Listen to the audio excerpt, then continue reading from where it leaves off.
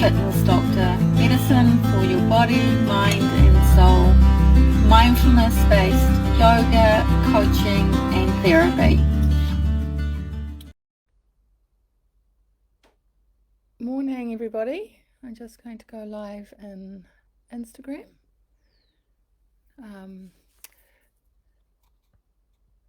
So if you are joining me this morning, just wanting to know with one word how you are feeling. I'm feeling a little bit tired.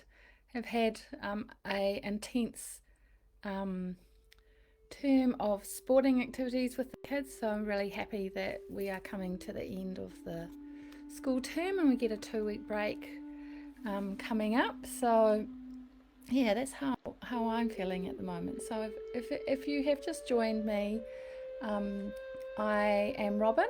I am a psychiatrist, so that means I'm a doctor of mental health and have been studying mental health for, well, studying and working in mental health for probably 30 or 40 years now.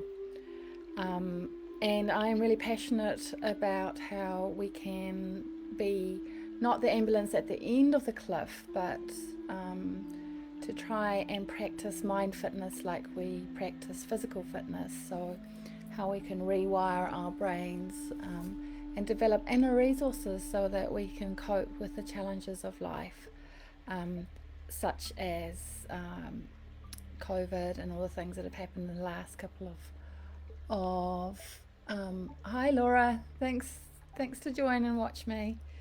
So yeah, so the inner resource that we are talking about today is fierce self-compassion.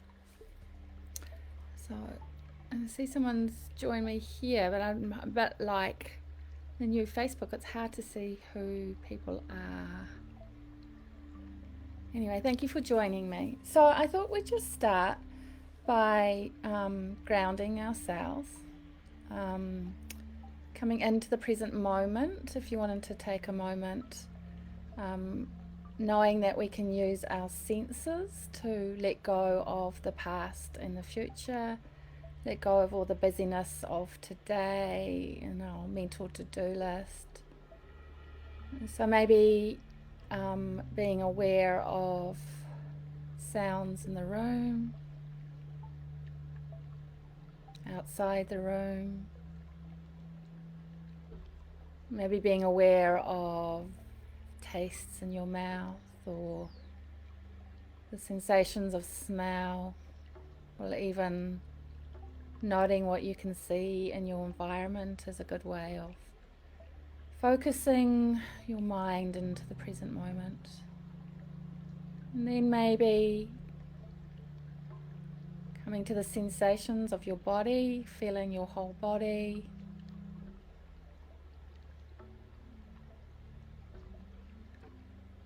And maybe if it's accessible to you today, the sensations of your whole breath. So wherever you're feeling your breath.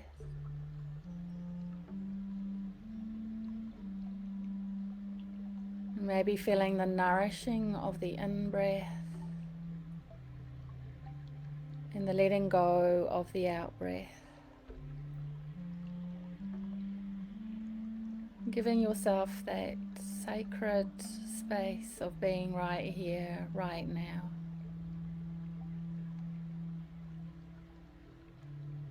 And perhaps practicing our micro mind fitness skill, turning inwards and asking, what do I need right now?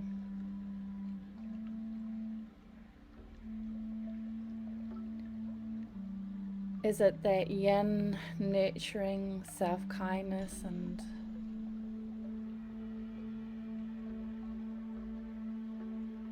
or is it that yang, fierce mama bear, determination and courage needed to act in our lives and be in our truth? So what are you needing today? Just reflecting on what you need to get through your day today.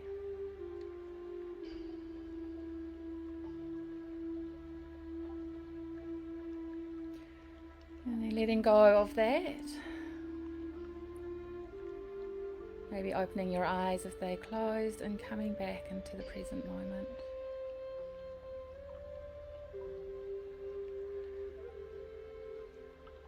So that's the micro mind fitness skill that we're practicing this week, is just to become aware of stopping and asking ourselves, what do we need right now?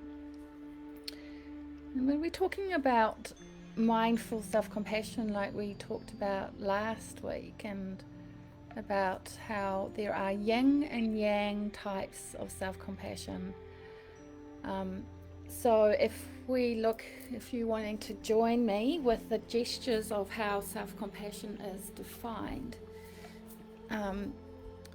So this is the struggle that we have in life. So it's when we resist things, we don't want things to be as they are in this moment. So this is what struggle is the actual event in our life, plus the resistance that we have for it gives us suffering in our lives. But what also gives us suffering in our lives is when we strive and push towards things, we want more, so we're grabbing, holding on more, thinking that we're going to be happier, whereas research shows that if our basic needs are met, we're not necessarily any happier. And then we beat ourselves up too. We're really good at that. We're really good at beating ourselves up and treating ourselves differently to the way that we would treat a friend. So that's what causes this. So if you feel into your fists, they're really tight, that resistance, that struggle that we're always holding in our bodies. And if you know that as we go through our days, we're always holding that tightness in our body. And then mindfulness, so that's the first component of self-compassion, is when you let go. You become aware of your struggle, you let go of your resistance, your striving, your inner judge. So feeling the difference between when you are in struggle and when you're mindful of it and you let go. So feeling that difference in your body, that softening, that letting go, that awareness. And then the second part, you can't really see me on Facebook, is common humanity. So if you take your arms out wide, it's like everybody suffers. We're all in this together. We are not alone. And so that is the second part of self-compassion, knowing that it is just part about being human, is this suffering. And then the third part is self-kindness. And so self-kindness can be two parts. It can be the yin and the yang. So the yin is that mother nurturing a child. So maybe placing your hands on your chest. You can't see me in Facebook Live. Just placing your hands on your chest, feeling that nurturing and the softening. So the yin compassion is that soothing touch. Talking to ourselves like we would talk to a friend, being compassionate towards ourselves, and as women, we're really good at this. We're really good at nurturing and being really not good at being self-compassionate. Women are not that great at that. Actually, research shows that men are better than women, but we are socialized to be like this, but not so much the fierce self-compassion that we're talking about today. And so the fierce self-compassion is all about so resourcing ourselves with that grit, so that mother bear that is protecting her cubs, so that fierceness that you can feel inside of you, that grit and determination. So it's resourcing ourselves with that and recognizing what that fierceness is, because as Kristen Neff says, women are not like socialized to feel that, although I think my daughter, who might be watching now, has resourced that fierceness because she's been playing underwater hockey with year 13 boys and she is in year 11 and she has to get that grit and determination to play with them. So yeah, it's that fierceness, that grit, that determination that gives us that courage to say no. So to relate to each other with to say no. So it's that boundary setting. So Kristen Neff talks about it in terms of actually being quite firm with ourselves when our inner critic keeps on going on at us and saying, no, that's not acceptable to talk to myself in that way. It's just, stop it. It's not acceptable. And then it's also about that fierceness about standing up for what you believe in and your truth. So the Me Too movement, the Black Lives Matter, that's Kristen Neff talks about that as being a self-compassionate movement, because it's standing up and saying, no, this is not acceptable. This is my boundaries. The way that you are acting is not compassionate. And I'm going to be self-compassionate to myself to say this is not acceptable. So yeah, that fierceness and that courage that it takes to do that. So it's that grit, resourcing ourselves with that grit and the courage it says to say no.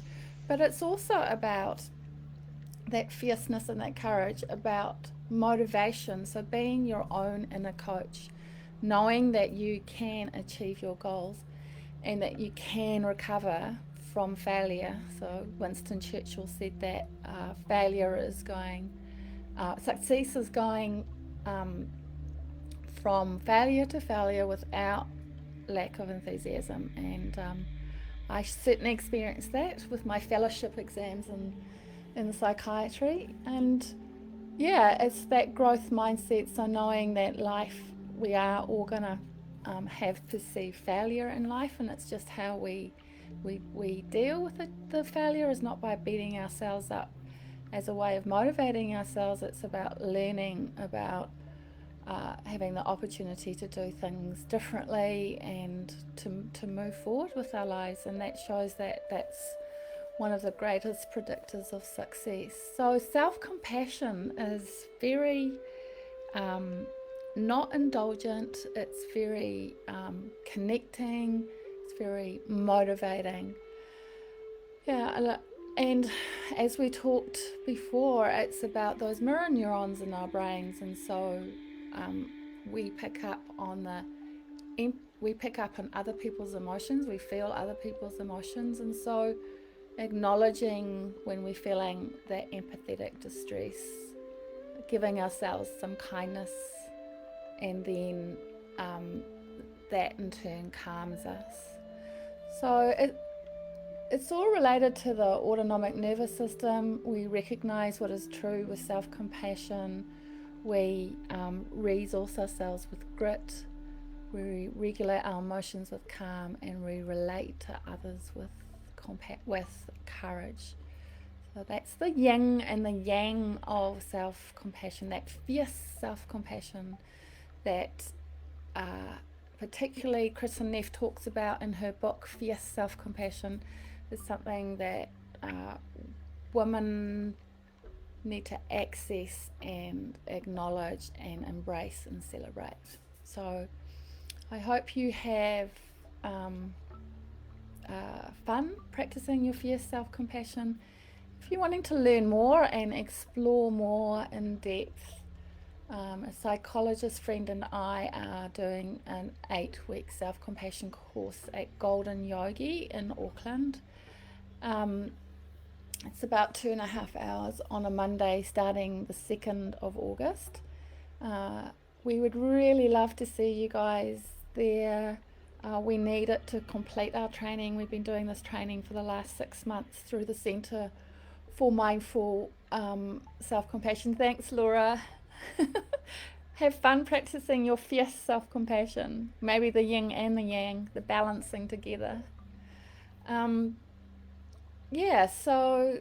would love to see you. And in 10 minutes, I'm doing a Mind Fitness Yin class on self-compassion. And if you go to my Facebook page, the Zoom link is there. So feel free to join me for a Mind Fitness class as well. Cool, ciao. Thank you for watching. So just maybe finishing with the serenity prayer, maybe coming into our bodies, finding our breath, May I accept the things I cannot change, the yin compassion. May I have courage to change the things I can, the yang self-compassion. And may I gain the wisdom to know the difference or find the balance. Namaste. Thank you for joining me today. Hopefully see you in a mindfulness yin yoga class or in our 8-week mindful self-compassion course. Bye.